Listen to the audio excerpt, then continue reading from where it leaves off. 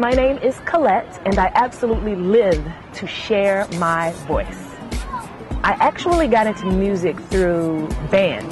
I was a band geek from about the age of 11 up until now, really. I started out on alto saxophone down in my hometown of Columbia, South Carolina. I wanted to play trumpet, but my middle school band director was like, oh, it's gonna mess up your lips. So I didn't end up with trumpet. He put me on alto sax. And as it turned out, my grandmother had played alto sax, which I didn't know because she passed away before I was born. So anyway, so that's how I got started. School band, then marching band, which, you know, at historically black colleges is like very high energy. So I did that at Howard University. And then decided to start writing songs. And I was like, wait a minute, I want to sing these songs. So really in my early 20s, started to sing some of my lyrics and put out my first CD. And that's kind of how the progression happened. I know most people say I started in the church, and I did sing in church. I'm not a heathen, but it really started at school for me with band directors just kind of encouraging me and helping me to figure out what spoke to me musically, and then, you know, kind of have the courage to share it. I draw my inspiration from just about everywhere. Like, I'm not even, I know that's kind of lame, but I mean literally just the things that I see walking down the street, conversations that I have. I think that what makes it pop is that the things I latch onto are very weird. The pieces of language, the scenery, things that speak to me are probably things that people wouldn't take a second look at. Like if you look at my Instagram right now, I just took a picture of a fence. Okay, but it's a tough picture. Go look at my Instagram. It's not a bad picture. But you know, it's just like the things that'll speak to me could be super random, but they end up in my songs. Right now, I am about to release my newest album, my second full-length album, called Juneteenth Revolution. And I really see it as kind of a movement that I'm going to build and build up into the point of the actual day known as Juneteenth, June 19th. So actually, this is, you know, the first time I'm getting to tell people the release date is December 4th, 2012. But, you know, we're going to right on into June, and even beyond that, a lot of things are going to be happening. So I really am excited to be able to finally come back with the full-length project, because it's not easy when you're self-financed and self-supported, sort of. And, you know, I've danced with indie labels here and there since my last project, but it really just felt right to do this myself the way I knew it needed to be done. As of late, I've drawn a lot of my inspiration from my birthday. Okay, that sounds weird, right? But my date of birth is June 19th. It's a holiday called Juneteenth. And it's basically the day that slaves in America, well, in Texas, found out that they had been freed 2 years prior legally, but just hadn't been told. It was probably pretty easy, right, to control what they knew. So it's a metaphor, though, to me, for today when maybe a lot of people are living in modern day with mental slavery, economic slavery, you know, social slavery, just different things, even if it's just being in an abusive relationship or, you know, just all kinds of different things that bar your access to the life you want to have. So, you know, that basically inspired most of the material, if not all, on my record. So self-financing my album is quite an experience. I was about to say was, but it's still going on because it never ends, because the process of creating and then releasing and publicizing an album is, you know, very extensive. So, you know, from the beginning, I've always been self-financed, and now over time, as I've been able to get fans, you know, then I get a little more investment from different entities. But it's definitely trying, because you got to be creative, though, at the end of the day. And so, for instance, one way that I got creative was that I did a fundraiser at Kickstarter.com. And this was actually 2 years ago. So it wasn't, like, in vogue yet to use Kickstarter. And so what I learned from that was that I was thinking a little bit too small, because I asked for, I think, $3K, which A, is not going to make an album. Or at least not an R&B soul album like the music I do. And then B, I ended up getting, I think, 4,500 in donations, which was crazy to me, but it just showed me that I underestimated my fans, my audience, my friends, you know, my supporters, people that give a care.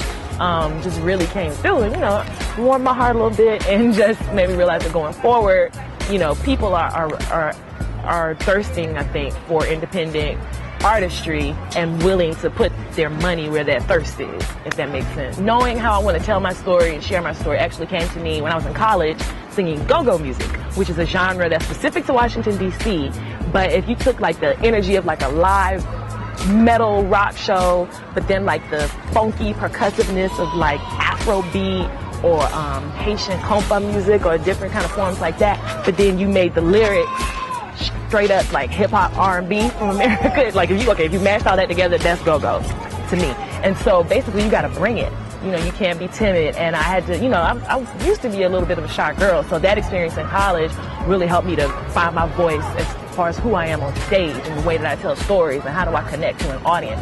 I was also playing saxophone for that group and I was singing, so it really just helped me to hone all my different performance skills so that now as I'm putting the stories together, I know how to tell them in a way that people want to listen. So this year I attended the BET Awards for the very first time and it was hella exciting. I got to go to Los Angeles and stay in Beverly Hills and all that good stuff and attend the pre-award show, you know, receptions and events. There's a million events. It was just incredible. Like to be able to just look down and just see Beyonce just sitting there. I think there was like a halo of light around her. I'm not sure. It was absolutely incredible to be in the room with those people, to see the performances. You know, Mary J. Blige performed and oh my gosh, I am a huge Mary J. Blige fan. A lot of times if I'm nervous at a show, I sing one of her songs just to get the nerves out because it just puts me at ease. So being able to see her perform, being able to see Shirley Caesar was incredible. Just, you know, being a longtime gospel fan, growing up in the South, she's definitely been an influence. The BET Awards, I think, kind of was transformative for me. So to be there amongst all those people and who I've been just a fan of for years and years was an honor. I just want to say to people that are out there creating art or consuming art, you know, don't give up. You know, I know right now things seem a little bit bleak because when you turn on the radio or turn on certain networks, you see the same thing over and over again, literally the same rhyme over and over again, kick it like soccer. No. I think so it gets discouraging, but don't give up because we can't let art die. We can't let people look back at this beginning of the millennium time and just have a question mark in the encyclopedias of time about culture. It's hard, but it's coming. I think that really this next generation is going to come along and just blow our minds as far as the fact that they were raised in such a cookie cutter time and they're just going to take it completely, not even left field, not even right field, but like, you know, other galaxy field. I'm Ryan William Mooney, and I'd like to share my voice with you. My first single comes out on the 30th of this month, called Take a Deep Breath, and I invite all of you to do the same. I found my own voice by mimicking other people's and really becoming entranced and obsessed with characters, and like for everything from, you know, animated characters to, you know, crazy monologues, like to Christopher Walken. I love him. So yeah, it's just it became mimicry and emulation, and through that I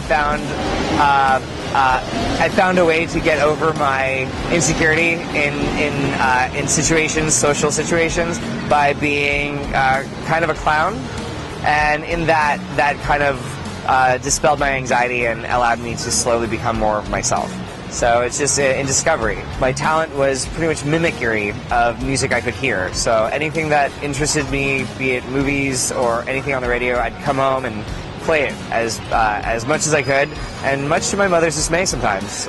Some of her favorite songs she no longer liked because I outplayed the radio. Everything from classical piano to techno to pop to rock to scores. I like the challenge of trying something I've never heard before, and that's pretty much my sound. It's like you walk into a kitchen and you smell somebody cooking, and you smell the cheese on the garlic bread, and you smell the sauce simmering, and you go, you know what, that needs a little bit of turmeric, or that, and that's kind of where I look at it. I used to be very uncomfortable with music. I wanted to perfect it, and now I look at it as spice. And so music is my genre, and genre is just a garnish. There's a piece called Dante in May. It was actually an accident. I was in the middle of recording other pieces, and the engineer didn't hit pause, and I just started playing this piece, and I really put my faith in in how I feel, and I try to tell the truth of that in my music, and I try to convey that through my music, because I feel words get in the way. I like new sounds. I like recording like in the field. I like going out and recording like swing sets, and and then modifying them and turning into completely different textures and walls of sound, and and then turning those into sine waves, and those and then modifying those into a synth sound. And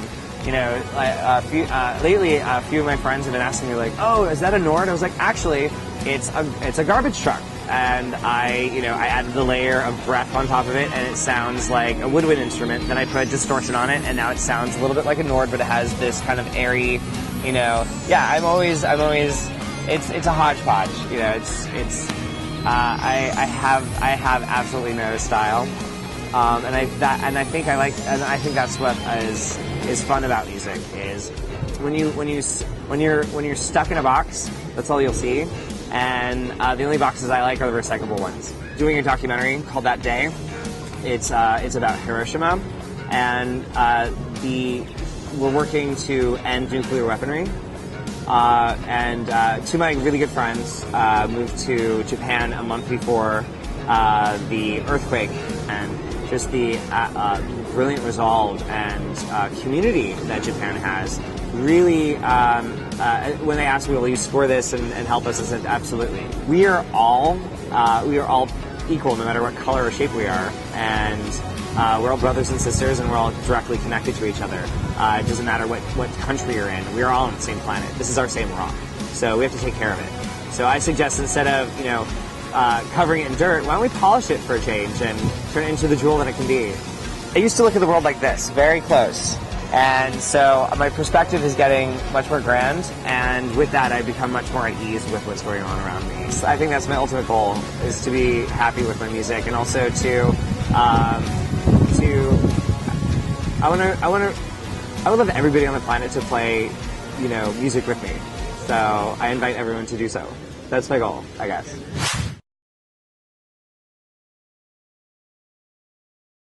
So Danny Swain and I actually were talking about this just recently. We have no idea how we met.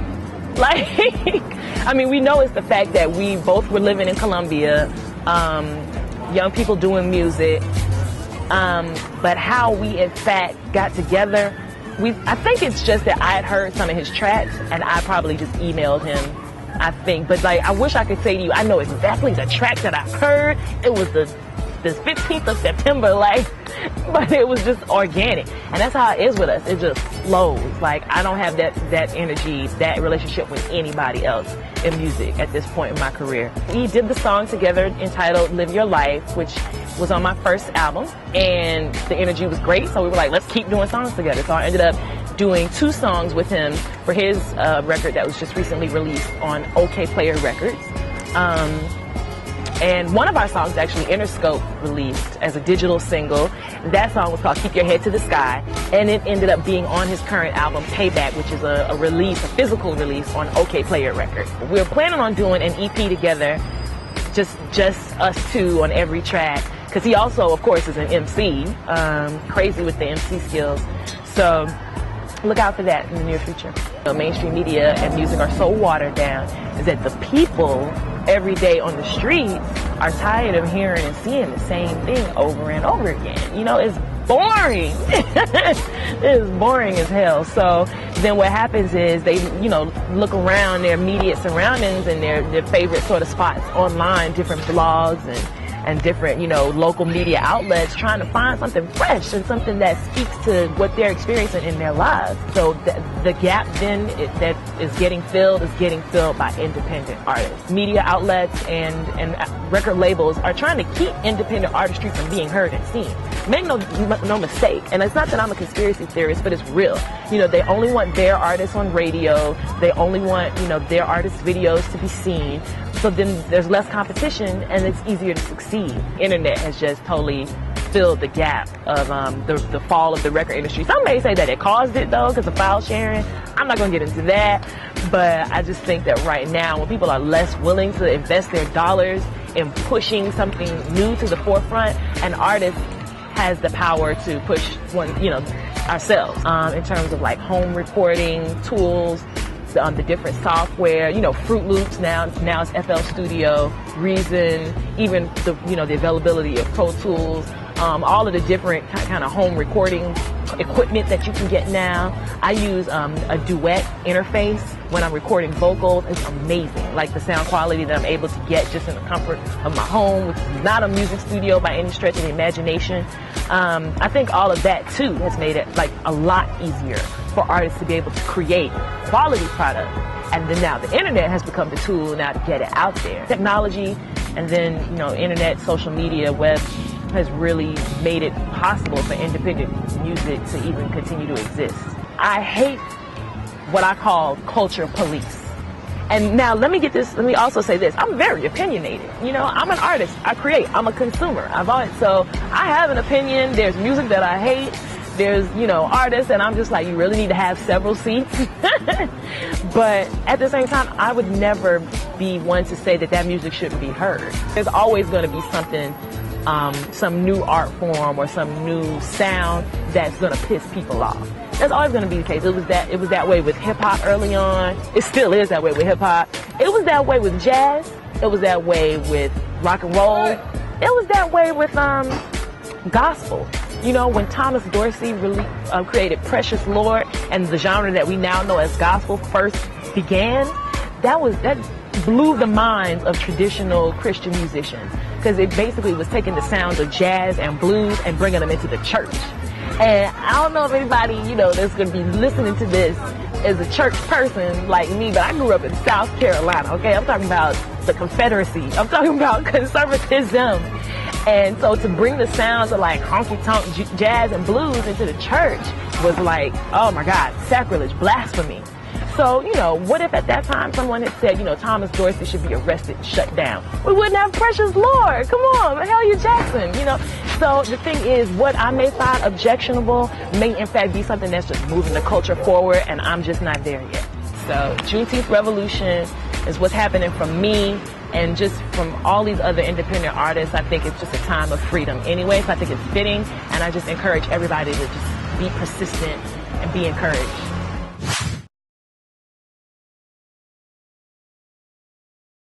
Art is a physical, spiritual, and emotional response to a piece of creation. As a classical pianist, the problem I had with competitions and with reciting other people's work was it was more technical than it was emotional, and certain methods that people study music that works for them is much more mimicry than it is an actual emotional tether to the work. And that's the issue I had with classical music and the training.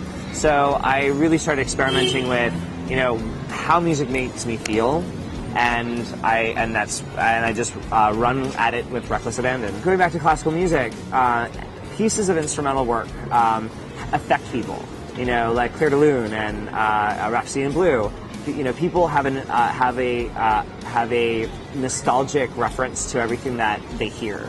It could be, similar to like when you smell, like say you smell cinnamon and apples, and it reminds you of autumn, or pine reminds you of Christmas. Music has the same power, and the thing that I love about music the most is the fact that it transcends time and generation. And it's still a viable resource for your cultural heritage. and that's always intrigued me. I'm an actor. I've been a model. I like being paint for other people's canvas because I myself as a musician like performing and jamming with all other people and because that makes you a better musician. And so I've just kind of allowed myself to be freer with other facets of who I am by letting go and just being part of the process. And there's a freedom within that because no matter however you act or however you pose, the camera or the director and the photographer sees something different. And by the end of the finished product, it's no longer mine. And but I'm just happy to be part of it. I like new artists. I like hybrid sounds. I just like I like people challenging themselves as artists and having the guts to do it. Like, whatever they think whatever they have in their mind's eye that they want to do and they do it, that's what I appreciate. So art is art. Music happens to just be it's a hue within the painting. We're in a grand simulation. I love New York. I've always loved New York. I've loved the music scene here. But it's, the thing is, with the advent of the internet, New York is just a dot in the vast matrix of sonic reference. And right now I'm working with people. I'm scoring movies and I'm collaborating with people on Skype. I'm working with people in Japan and Mexico and all these places. And so so I like New York in my heart is where I live, but I try to take that place with me everywhere I go. Lately I've been listening to Dvorak.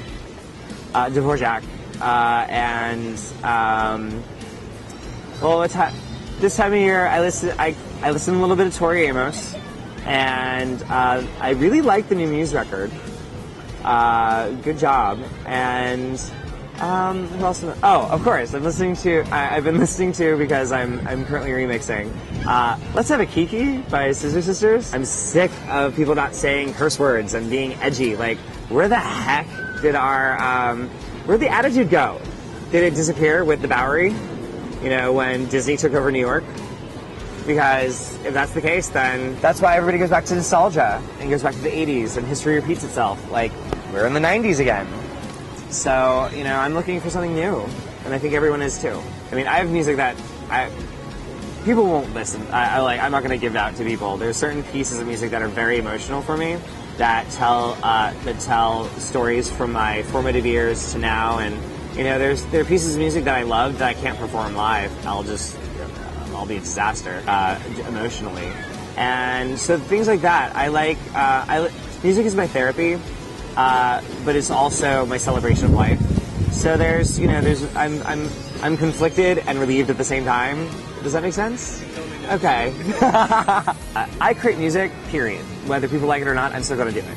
Luckily, I've been blessed with people liking what I do, and but it's not about the industries. It's not about economy. It's about doing more with what you have and to try and convey the truth of who you are at all times. And since we're changing constantly, the best thing I can do is record a new song and keep recording. Cynicism and Antipathy, my debut record, will be released later this year, but it's being released in books and chapters. So, because I am a work in progress, and it shall be too. I hope people follow the evolution of this progress. So, we'll see. RyanWilliamMooney.com. Let's see. Twitter. I'm at Cynicism. CYNICISM at Twitter, or whatever. I'm not really good with the whole social media thing. I'm much better in person. If you can't text me or call me or email me and you need all of these other things to get in touch with me, I'm like, if you're my friend, you can just come to my house and knock on the door and there we go. And we'll make some food and hang out and play some music. So if you really want to contact me, you will.